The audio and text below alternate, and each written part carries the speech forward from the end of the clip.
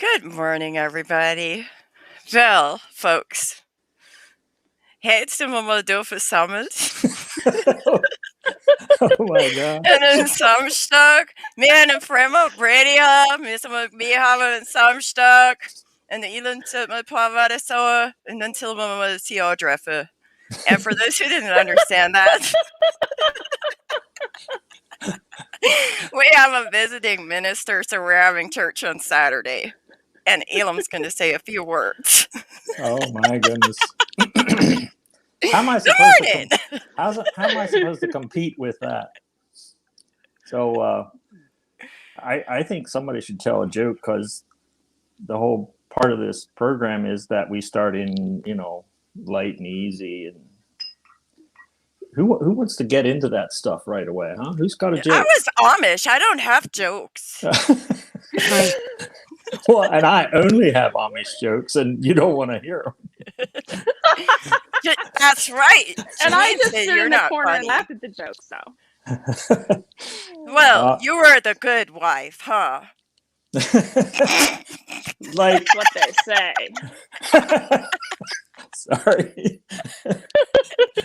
You know how sensitive I am about people laughing at my jokes. So if you've been following my Facebook feed, but all right. So I just wanted to talk a little bit about the show, of what our objectives are, and it's obviously about engaging the issues that so many of us have experienced. And one of the things that we've used is this metaphor of describing the survivors of this trauma as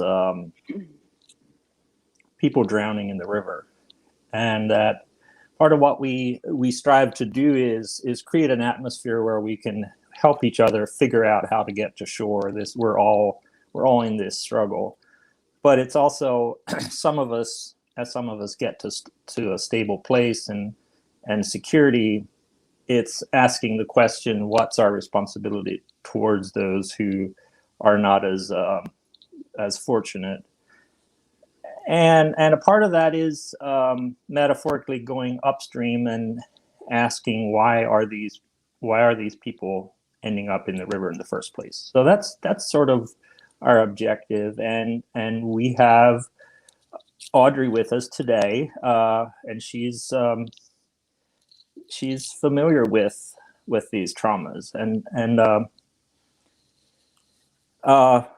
we just speaking for myself, I see the contours of Audrey's life, and I'm really fascinated, and I don't want to spend a lot of time on this, but I have a big wound in my heart and psyche, because my mother was not happy with her role as an Amish woman, but she was not able to speak up. And in similar ways, there's dynamics around that issue with my former wife, who's still old order compliant. And anyway, so part of the way of understanding it is I see Audrey as a slayer of the of patriarchy, and coming from a woman from the society that we're from, that's to me is just really fascinating. And Audrey, just to get a little bit into those details, Audrey's former husband is facing some serious charges because of these dark things that happen in these communities, and her former father-in-law harassed her about the charges that she brought, and she brought charges against him too. So I'll just come out and say it, Audrey. Well, we are so in awe of you. But anyway, I just want to,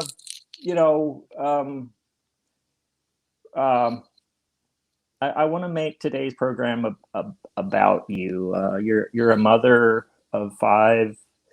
4 of who are still minors, the integrity, the determination that it must have taken to take the actions that you have, and to break that chain, that cycle of darkness.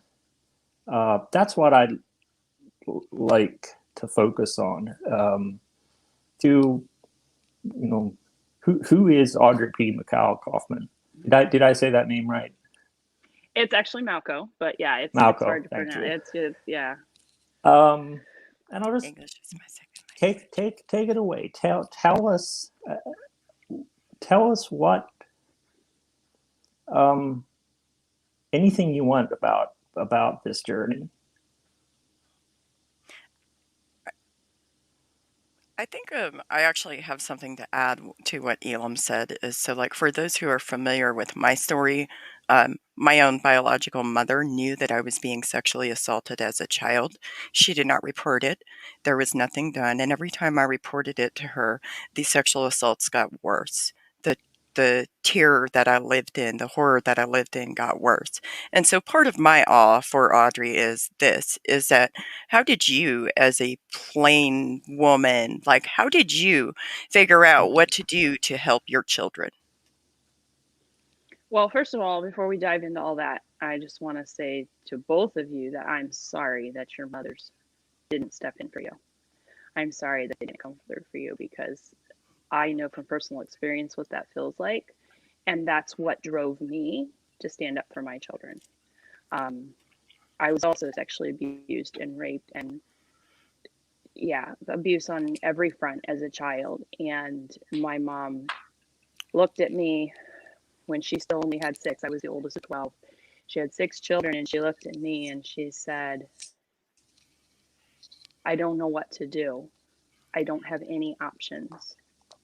I'll never forget it. She knew, but because she felt like she had no options, because she felt trapped, and who knows what other childhood wounds she had and what else played into that, I may never know. She chose to stay, and she chose to not protect us. And each of my siblings have their own stories to tell. But as I look at the family, it breaks my heart, because had my mom done something way back in the beginning, had she found a way to escape, the story could look completely differently. And I vowed to myself all those many years ago that I would never be like my mother. And not in necessarily a, I hate her, I'll never be like her. I just knew instinctively in my gut that a mom is supposed to protect her children. And I didn't know how to do it. Like, I had no idea what I was doing. I mean, I was following everything the church told me to do. I was reading all the books. I mean, let's be real here. I had over 2 banana boxes full of parenting and marriage books. I'm not kidding. You laugh. I'm serious. I read everything I could get my hands on, because I was so determined. I went through counseling. I mean, I did it all trying to break the cycle. Before I was married, when I was 17, 18, 19, I would go on long walks at night, and I would just plead with God to send me a good man, to that I could somehow break the cycle. And for years after I realized my ex-husband was cheating on me and doing the things he was doing, I was wrecked. I was devastated. And I felt like God abandoned me there, because I was like, you knew how much I wanted to break the cycle. And now here I am. Now I have 5 children in this crazy messed up situation. I pled with you, and my faith tanked. It tanked, because I felt like God was responsible for that somehow. But what I came to realize with time was God did answer that prayer, because he gave me what I needed to save my children. I wasn't able to save them. I wasn't able to keep what happened from happening. I wasn't able to make other people's choices for them, but he gave me the strength and the tools to get out.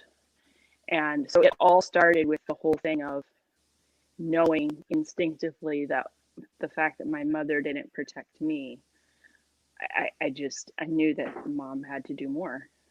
and I literally just stumbled my way through it. So feel free to ask me questions. Like, I mean, I could ramble all day and end up off in left field. So I'm so Well, sorry your mother didn't protect you. That's something that I think that, we can't make excuses for it because as a mother, I agree with that instinct of like, you have to protect your children. You just know. And that's something that you have or you don't apparently. And the other thing is that you're not alone. You're not alone in this. You're not alone in talking in this, and they want you to know you're not alone. thank you. All right, Elam, what you got to say?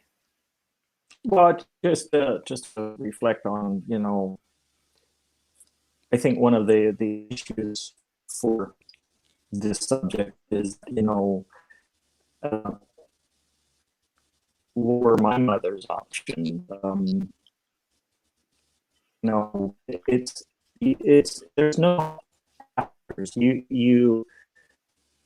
no there's no to slowly hash about changing things. You're,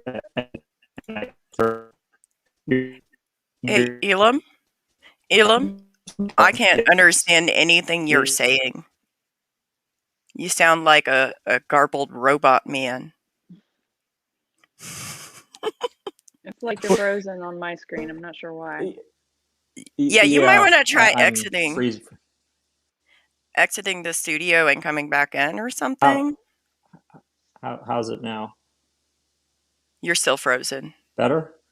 But Oh you dang! All right, Oh, hold on. I'll hop Hold on. out. It's catching up a little, I think. Oh, there. Now there say it goes. something. There it goes. Well, I just wanted to talk about that. My mother. There was no medium at all to push back. It was either be submissive or what, completely leave, and that is just so daunting, and it's partly the miracle of what we're witnessing in Audrey's story is that she was able to really take a stand and make a difference, and I don't want to put words in your mouth, but seemingly arrive at a whole place. And that's our challenge of these people have no option of processing this issue, and that to me is the heartache. If there were just if they just weren't so medieval about it, if there were halfway houses, or I don't know, I'm babbling Can I, now. can I interject here, Elam? Go ahead. I don't think it's just that they don't have the option of processing it. I think that one, they don't have the tools to like handle sexual assault. They don't have the tools. They don't have the education. They don't have resources. They don't have the knowledge. They have literally no knowledge. Like they literally shun sexual predators for 6 weeks. They put them in Bonn and Meidung. I don't know how to translate that for anybody. Literally, does anybody else know how to translate that? Bonn and Meidung. Well, it's just a That's a good form of question. church discipline that as it relates to these issues of incest and sexual assault is not effective. Yeah. So they do that. They put them in the Bonn and Meidung. They mission them for like 6 weeks, 6 months, whatever. They kind of like treat them like lower on the social status, but they don't do anything to actually prevent this from happening to other people in the community. They know that people are pedophiles and they allow them to walk free in the community And I think legitimately. and I think what one of the root issues that needs to be addressed here. Okay, so let's just go back into my story a little bit. At 17, I was raped by a 35-year-old church member. Nothing was done. Which Instead, is I was the one who was punished. I lost Because my friends. I was the whore. It followed me for the rest of my life. And so it's a fundamental, foundational issue that needs to be addressed.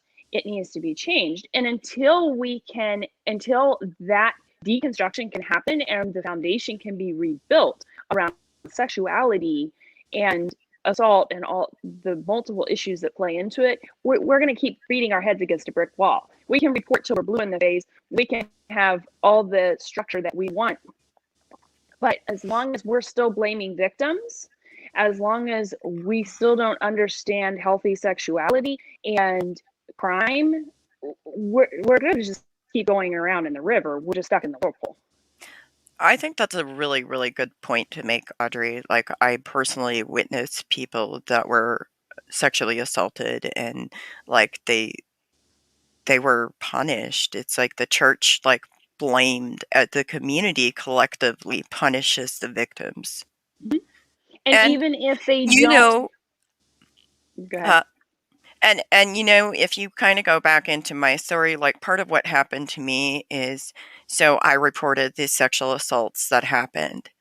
You know, like there were 5 people that were arrested. I can't count how many times I was in the courtroom that year. And, you know, in one of the instances, there were like 4 busloads of Amish people who came to court. They cried for the perpetrator. They got up on the witness stand and testified, he has good character. You called a pedophile somebody with good character. Mm-hmm.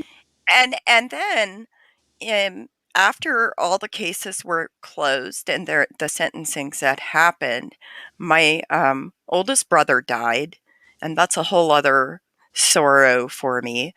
My oldest brother died. He drowned in the bathtub. I still don't think he should be dead. I think it was a serious case of neglect because anyways, that's a whole other story. But when I went to the funeral, this freaking church sent out 12 men to tell me that there were 4 of us ex-Amish people that were there at the funeral. So first they sent out men to tell me that if I put on an Amish dress, then I can come. And I was like, I'm not wearing an Amish dress.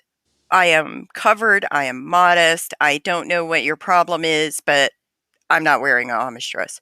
So they sent me to another house to listen to their sermon while you know, they're condemning all of those, that there's no hope for your soul because, you know, there's hope for his soul because he was a good Amish person, but there's no hope for the Opgangna.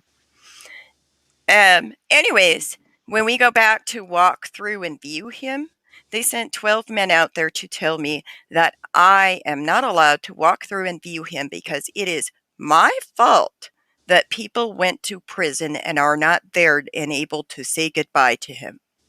Everybody else that was with me is allowed to go in and walk through and view him. And they all chose not to because they stood with me in solidarity. But the community saw that as an attempt to punish me. Mm-hmm.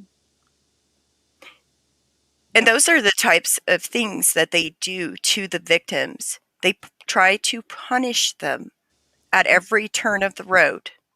Mm-hmm. Yeah, they find ways to cut you out and isolate you, and the character assassination is just insane. The way the stuff they make up, the gaslighting, the lies. I honestly, I have learned so much about myself that I didn't know. I'm telling you, it's hilarious. Hey, let me tell you. In the beginning, I used to just be so hurt, and now I just laugh. I'm telling you, I'm running a whorehouse. I mean, people come and go. I give massages with happy endings. I mean, the stuff I hear about myself. Girl, number one, welcome to the club. Number one, I should be wealthy. And number 2, my life will never be boring if that stuff's true.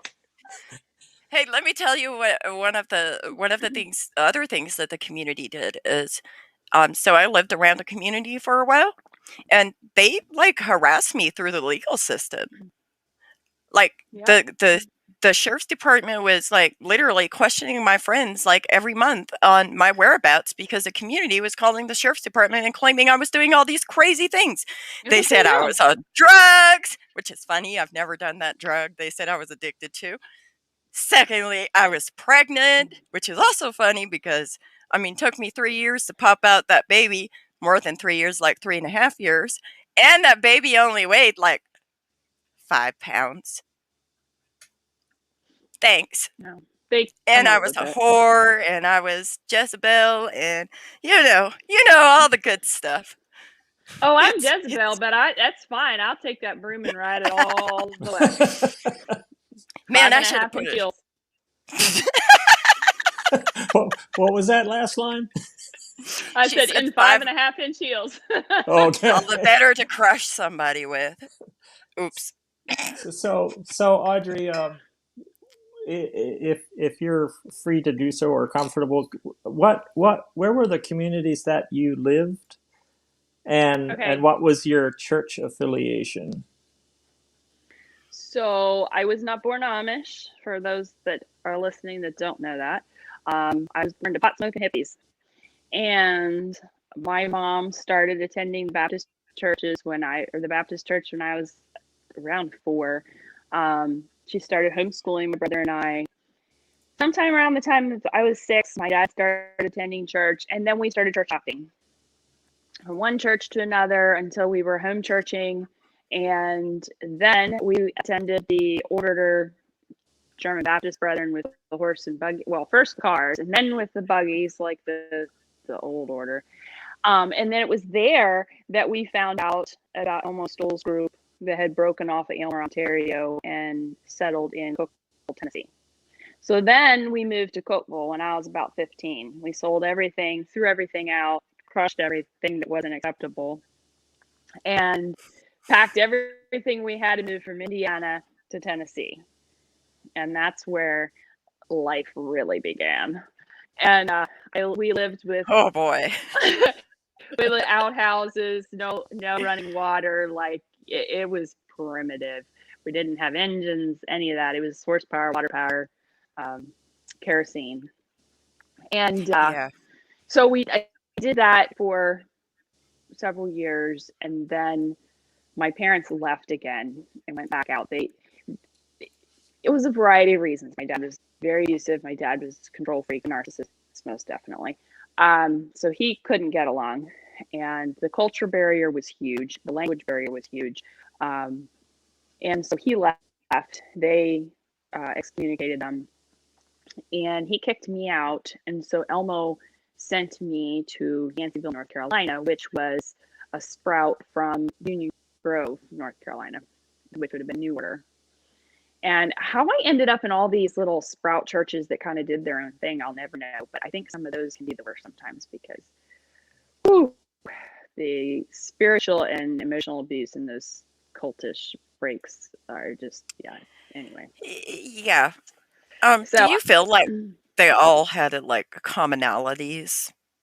they did. And sometimes I'm not sure which weighs in heavier, the spiritual abuse, the narcissistic side of it, but these break offs, everybody thinks that it's their way or no way, and then they create this ticking time bomb.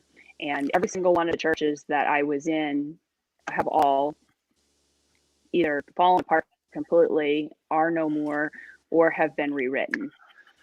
So then they started a church in Burnsville, Kentucky, and as New Order, and I went along, still unmarried, older single at that point, and then married there. Later, when our second child was born, that church split right down the middle and went beachy. The ones who wanted to stay Amish moved away, and it established as a conservative beachy. My ex-father-in-law wanted it to be a Maranatha beachy church, but couldn't really get people on board. But that's still who they would predominantly fellowship with, is the Maranatha circles, the kind of the ultra-conservative side of beachy churches. So that's where that church is. And then in 2011, we moved to Pennsylvania as a temporary in between and stayed here. And that's kind of when my world fell apart and my story kind of went haywire. Yeah. That sounds pretty crazy. You talked about this like church hopping thing and the splitting. Mm-hmm. So we've kind of chuckled about this like as an Amish person.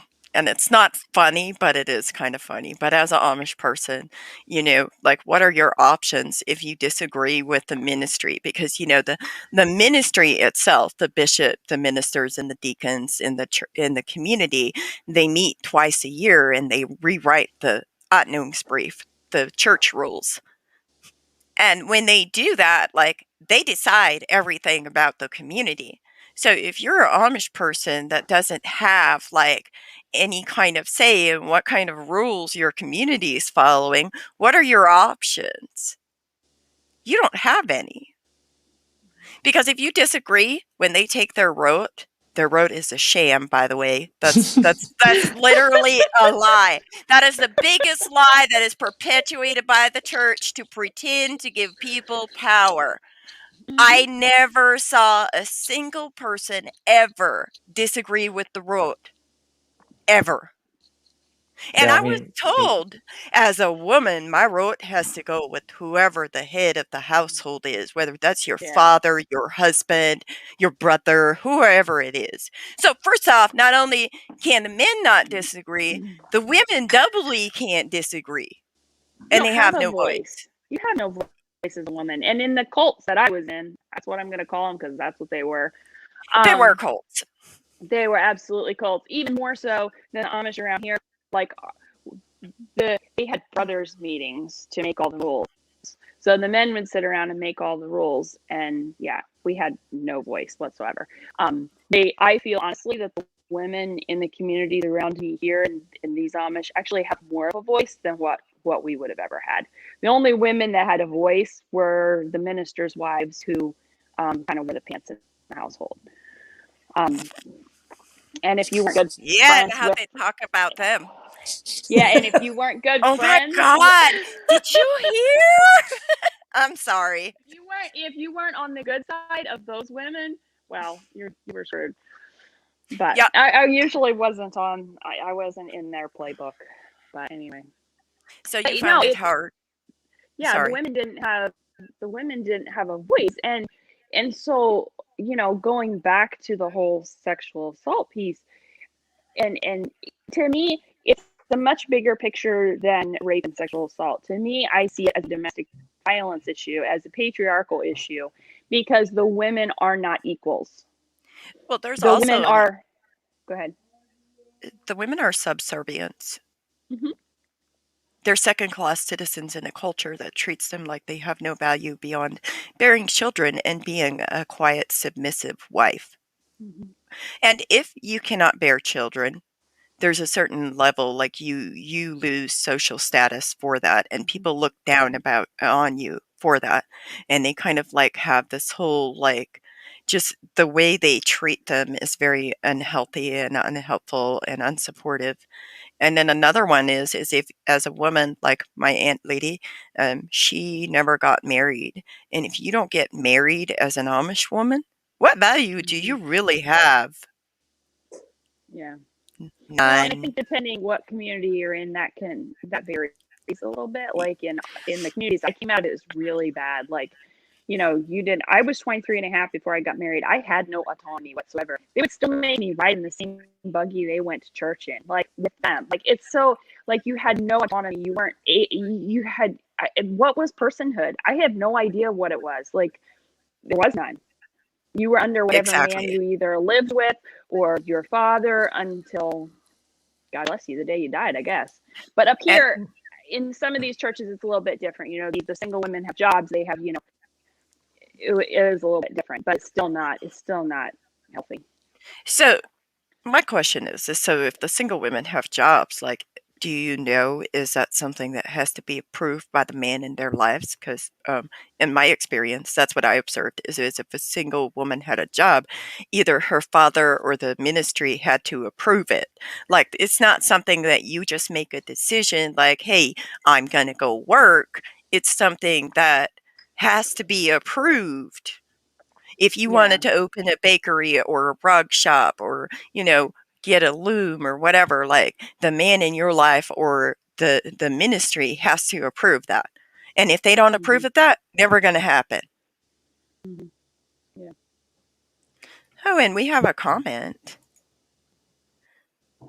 Someone has to work in the bakery. Oh my gosh. Hey, if you can bake, if you can cook, if you can clean, if you can like fill the freezer and do all the things, you are, And it makes you marriage worthy. Yes, that makes you marriage worthy. Yep. And remember, like if you have like the church and then it's your family's turn to have church, as a girl, they want you to like make food and then they tell everybody cuz that's marketable marriage material. That's your value. It is. God, it is. That's what determines a woman's value, and it's so messed up. And then when you have to, as a woman, rewire. Like, I was never valued for who I am as a person, only what I bring to the world, only what I give to men. And to try to deconstruct that and rewire takes years. Yeah, it does. And I gotta tell you about the bakery, okay? So, like, my family, let me tell you something about my family. So, on my mom's side of the family, there were 8 sisters, okay? And they used to bake, and they had a bake stand and all of that. And, like, some of the baked goods that we made were, like, just people would, oh my God, like, I can't even describe it. And I still bake, and I love to bake, but baking has been done in my family for, like, over, like, 100 years. Like, it's been done for, like, forever. Like, that's been something we were known for. But, however comma pause, I'm pretty sure that's not the value I bring to a relationship. That's an added bonus. Mm-hmm. Hey, Like, we got all sorts of added bonuses under our belts. This is true. This is true. Because we are a whole woman with all these other bonuses. And I've often like thought about like the Amish dolls, for example. Like, do you know what they look like? They have no face. Like they're just there's no eyes, no ears, no nose, no mouth. Like basically that's exactly what it feels like to be an Amish girl or an Amish woman. You have no autonomy, you have no self-expression, you have no way of like showing anything. Like you just don't have it. And then let me ask you this. Injury. They've all got the same name. Oh my God. How many Marys do you know?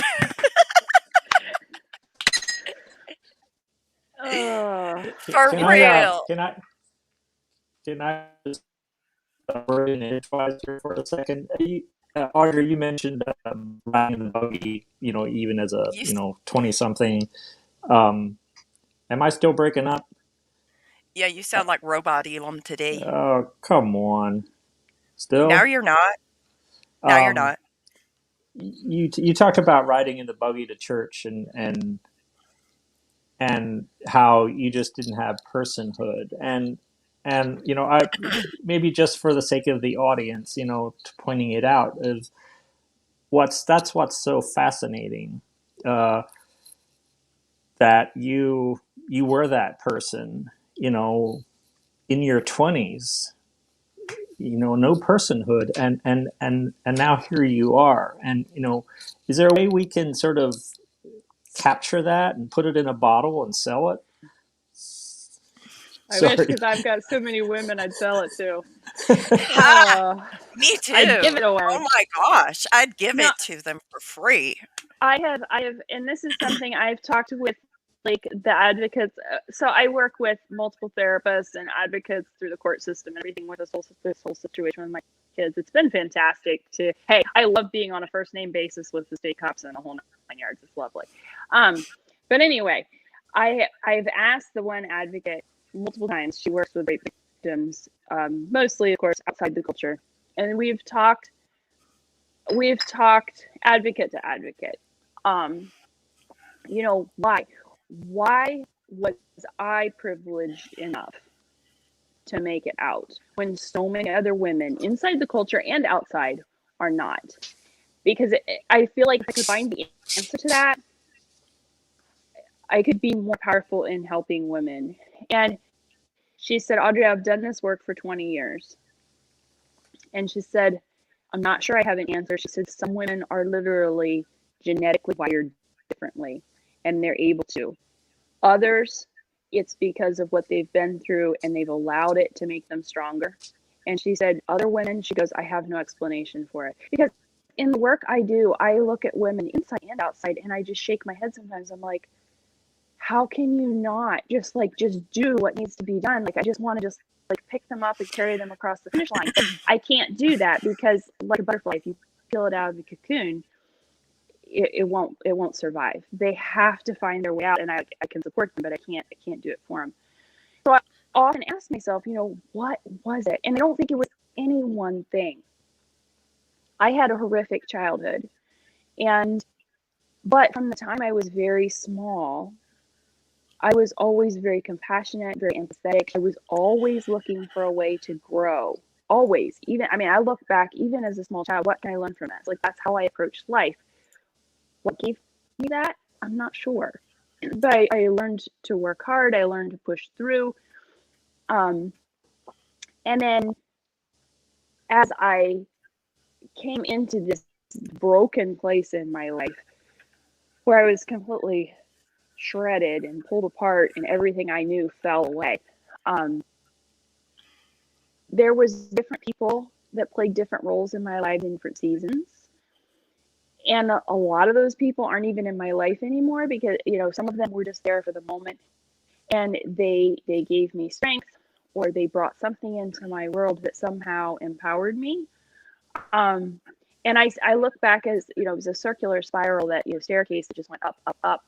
And I'm not sure there's any one thing, but I do know that my constant drive to become a better person, even as I was determined that I wasn't going to take my childhood crap into my marriage. So I started therapy before I was married, as twisted as that was, because it was through the church. I was determined all the way through to be a whole person myself, as much as I knew at the time. And I think that plays a huge part. We have to be committed to our own growth, even if we don't know what that path looks like. Can I ask you a question? Yeah. So you were determined to have therapy, okay, and be a better person. Was this counselor, like the therapist that you started before you even got married, were they somebody that was promoted by the community? Were they licensed? Were they outside of the community? They were in a beachy church at the time. They were not licensed by the state. It turned into a complete disaster. And one day, I'm going to tell the whole story from beginning to end, because it's an extremely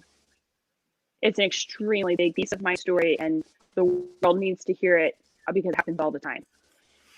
But when I started counseling, the church itself was not okay with it, but they saw me as a problem. And so, well, this is our last option. Let's go along with this. Let's get this woman fixed.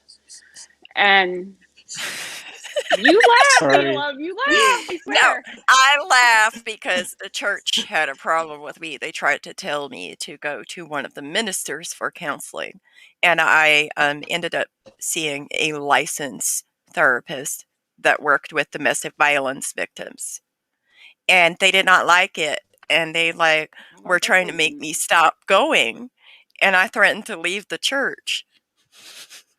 It worked. You're frozen laughing, and I love it.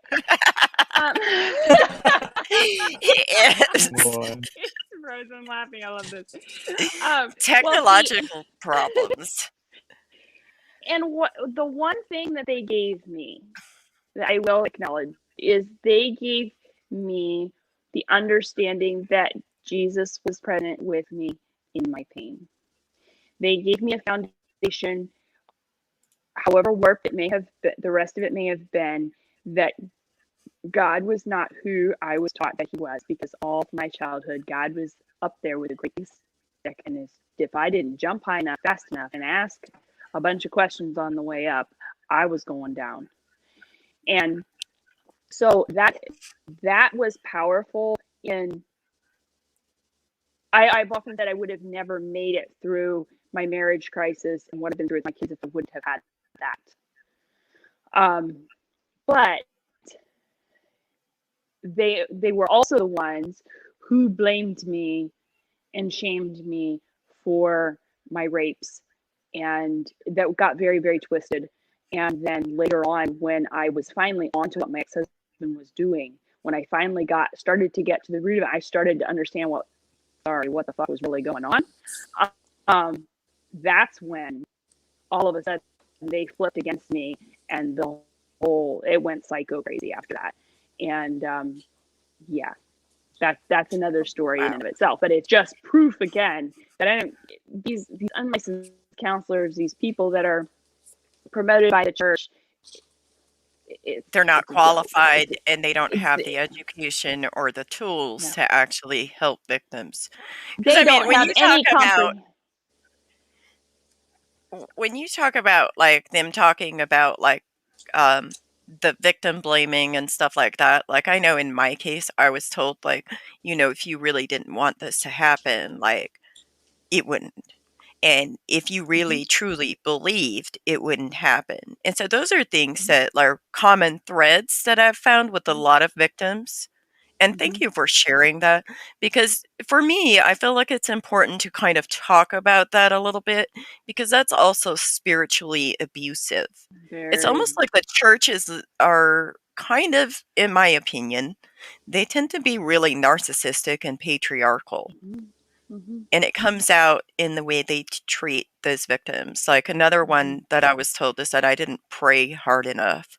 And it's like, what about this? And I said this when, way back when in like 2004, I said this, how about this? How about God helps those who help themselves? How about that? Well, and that's where I finally came to in my situation. I realized, like, I had prayed for years for my husband. I had read every darn marriage book there was out there. I had been to God knows how many, like, women's retreats and all this kind of stuff. All of a sudden, I was face to face with the reality that God helps those that help themselves. Like, I had all the power within me to change the situation. No, it wasn't going to go the way the church thought it should. But, God, you can lead a horse to water, but you can't make him drink. So if I have all this knowledge, it was finally my time to pick it up and do something with it. Wow. So would you say that any of those books actually helped you rectify, like, how did you, because in my experience, Amish women don't know, or like plain women, like they don't necessarily know like how to even begin reporting abuse.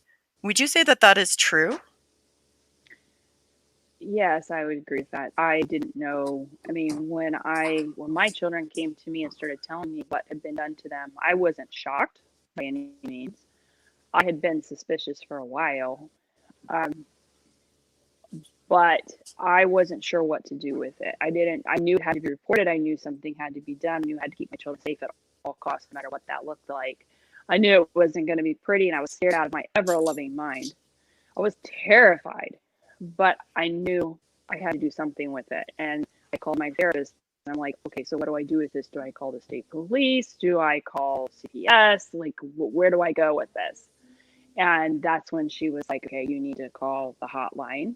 And I knew that if I reported, I needed to be protected first because I knew what would happen.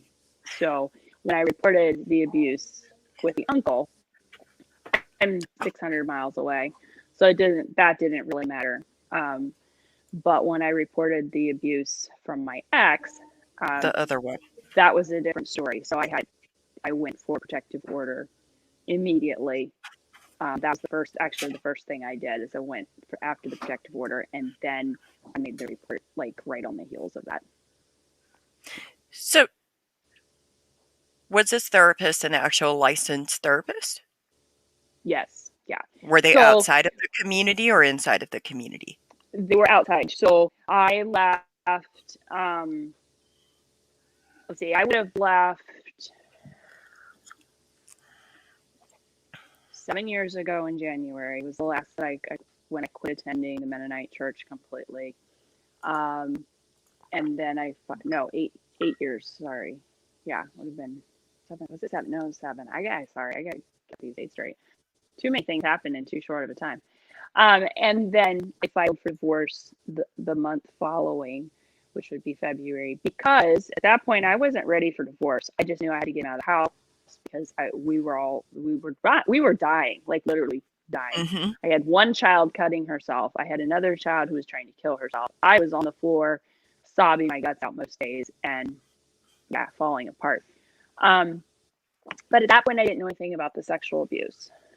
I just thought that his cheating and his infidelity and his emotional abuse was what was killing us. So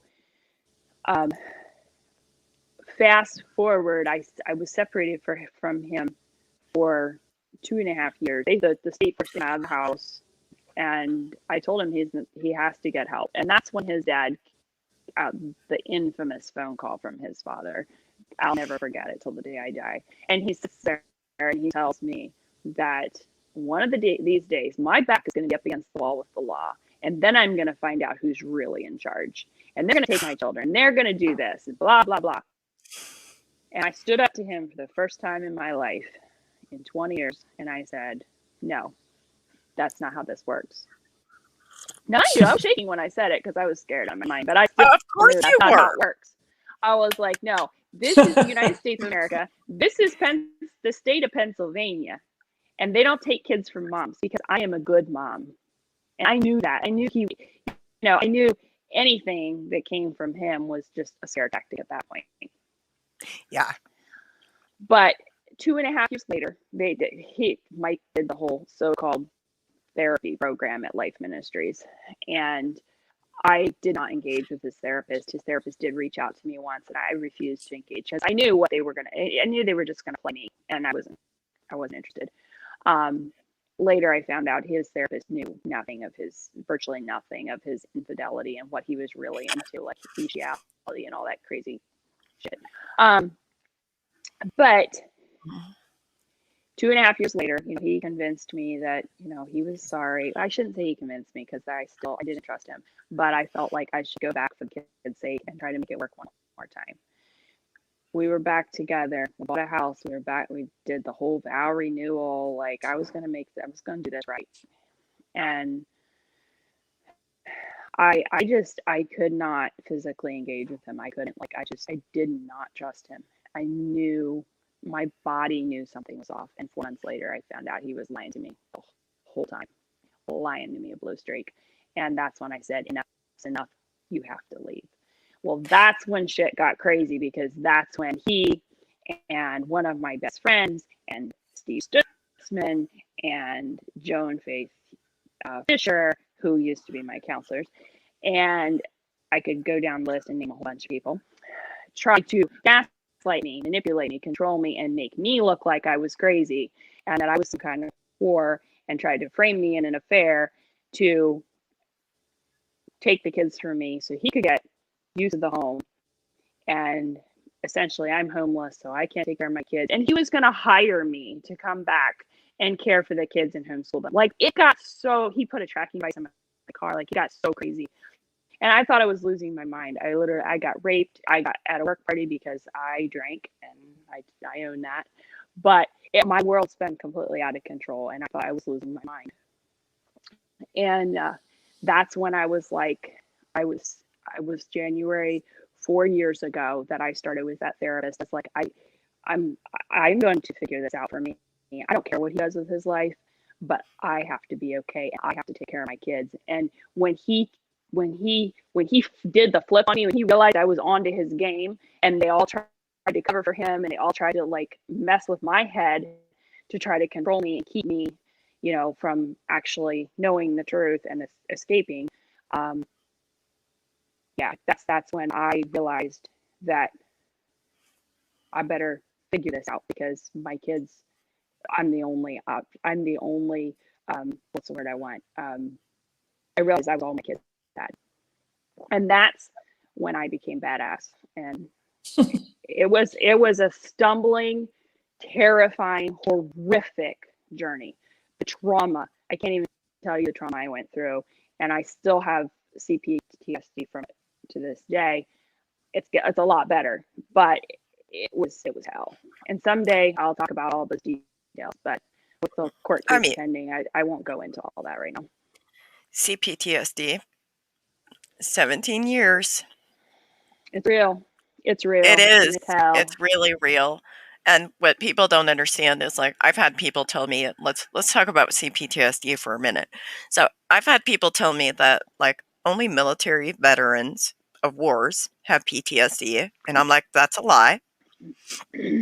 And the other thing that people often do is, like, they really try to discredit, like, CPTSD, because that's a little different. So when you have complex PTSD, it's repetitive trauma that happened over a lengthy span of times, and it Hmm. presents, like, even when you're treating it, like, it's different. Like, I found out, like, 2 years ago that one of my triggers is, like, rats. And that can be directly tied back to, like, some of the trauma, and I'm able to heal from it a little bit because I now know that. But before Hmm. that, I had to work through all this other trauma and these triggers and heal from those so that I can, like, function, and then it's like your brain's like, "Here, you also have this." Hmm. Yeah. Well, and I think this is something we need to talk about too, in relation to the abuse within the communities, because victims are looked at in the communities as crazy and unstable, and the community has zero understanding of what abuse, sexual abuse, emotional abuse, spiritual abuse, the way it rewires the brain, the trauma. Like, these people are not acting, they're not crazy. Their brain has been rewired by trauma. Well, And and it not only takes licensed professionals to break that down and rewire the brain. And I can't say that loud enough. These so-called licensed. these so-called people helpers, they don't understand it, and they just add secondary trauma over and over and over and over again, and these victims never escape their CPTSD because it's constantly being inflicted on them. Yep. Yeah, you get me started on that subject, Uh, and I get. oh my, we could be here for another 3 hours if we start talking about that subject. Like, I'm not even We'll just lying. have to do another. We'll have to do another talk on that one. Because, like, CPTSD and the misunderstandings that people in general have about it, but, like, the plain communities as a whole, Yeah, oh my god, that is something I can rant about for hours and because it is there's unbelievable. so much education that needs to be done, and that's where I get passionate, because I'm like, there's so much education that needs to be done, and I wonder sometimes how much change we can even expect to see until we do some Well, education. But let's let's talk about safe touch, non-safe touch. Did you know that many states have mandated that is required to be taught in their schools? But they do not go into these parochial schools in the plain communities and require them to teach it. They're basically like, oh, you're this. We don't give a crap about your children. We don't care about your children. We don't want anything to do with your children. We don't care. and you know what? Had I not taught my children that very thing, I would likely still not know what had happened to my kids. That stuff is not taught. But how could it be? how could it even be understood? Because the adults haven't even dealt with their own abuse. I mean, let's talk numbers here. We're talking 60 to 90% of these people in these communities have been abused, and they've never dealt with their own stories. So how in God's green earth are they going to help their children? How are they even going to know where to start? They don't. And that's what I mean when I say they don't have tools. They don't have No. resources, and they most certainly do not have the education. Even like and part of like what irritates and angers me so much is like the the dominant culture society as a whole tends to like just ignore things. Like, okay, so it's mandatory for every school to teach safe touch, non-safe touch. I think it's called like Aaron's Law or something like that. And they don't hold the Amish accountable. Mhm. They don't hold the Mennonite schools accountable. Mhm. They don't hold the Beachy Amish accountable. They don't hold any of them accountable. Mhm. So, what makes them so special that they are above the law? Well, and I think this is a good time to talk about this, because I hear people say, "Oh, you just want to destroy the Amish." No, I do not. That is not what this is about at all. I don't care how you live. I don't care if you want to drive a horse and buggy. I don't care if you want to have snaps, if you want to secure your clothes with safety pins. I don't care if you want to, Straight pins. write on a scroll. I really couldn't care less how you want to live your life. That's not what this is about. This is about the safety and the autonomy of personhood, of freedom, of truth. And do I want to see them destroyed? No. But if they don't humble themselves and open themselves up to education and to learning and to deconstructing and to facing the truth, God will destroy them. And that's far scarier in my mind. What I want to see is for their false beliefs and the patriarchal system to crumble. Because until it does, they're not Nothing will going to change. be able, nothing will change, and they won't be able to continue. They will be destroyed. And so, why not set aside all of our pride and let's take a look at this? Let's have a conversation about it. Why do we have to be so threatened? What are we so desperate to protect that we can't even sit down and have conversation about protecting our most vulnerable, our women and our children? Yeah. That's just, you know why? Because right now, these communities, these plain communities that, like, whether it's Southern Baptist, whether it's Jehovah's Witnesses, whether it's Mormons, whoever it is, these types of communities have literally created a paradise for predators and They have. criminals. And Yep. um, what would happen is if there was a creation of education and personhood, and women did have value in their society, that would take all of that away. It would It take, would it would, dismantle the. Mhm. Go ahead.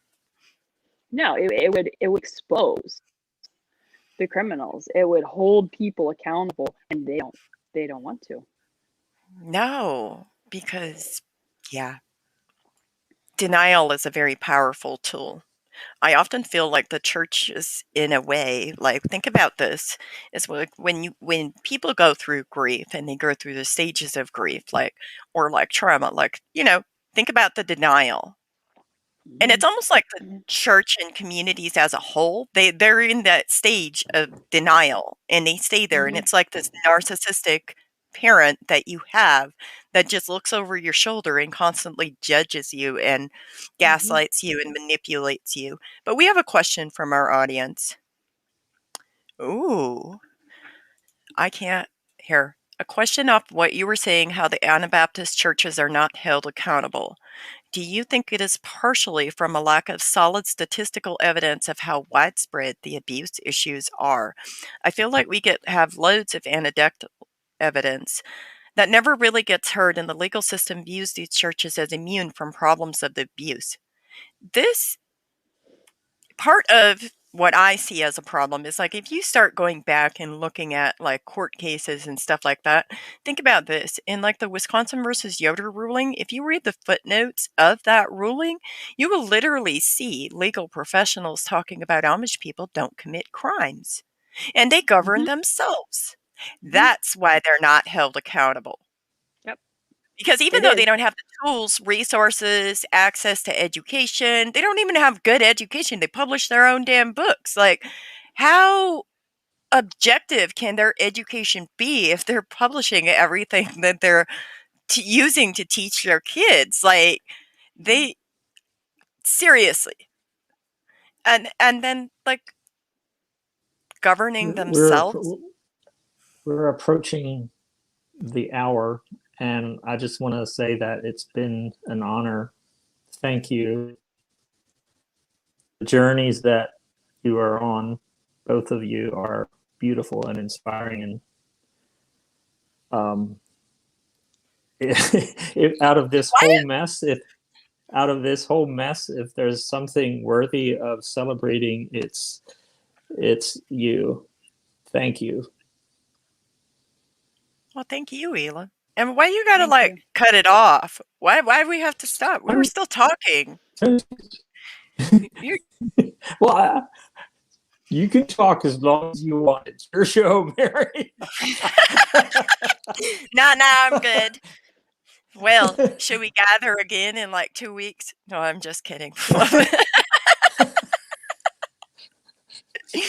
We can have it at my house. All right. Bye, everybody.